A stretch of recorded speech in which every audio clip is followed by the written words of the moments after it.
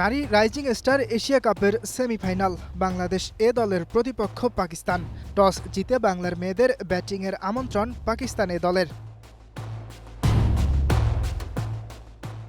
তবে শুরুটা ভালো হয়নি বাংলাদেশের মেয়েদের।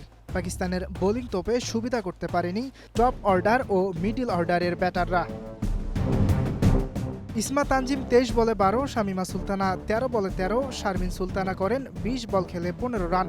এরপর লতা মণ্ডল, ফারজানা ইয়াসমিন, শরীফা খাতুনরা দ্রুত ফিরে গেলে বিপদে পড়ে বাংলাদেশ।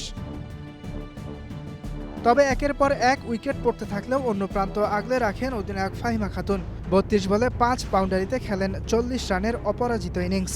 নির্ধারিত 20 ওভার শেষে 8 উইকেটে বাংলাদেশ পায় 110 রানের সংগ্রহ।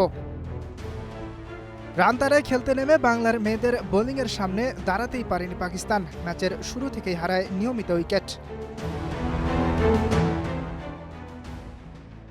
শাওয়াল জুলফিকার 14, ইয়োস্টা আমি 11 ও হাফসা খালিদের 12 রান ব্যতীত পাকিস্তানের কোনো ব্যাটার পৌঁছাতে পারেননি 2 সংখ্যার রানে।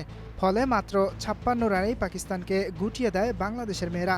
সর্বোচ্চ 3টি উইকেট নেন সানজিদা আক্তার মেঘলা, 2টি উইকেট পান ফাহিমা খাতুন।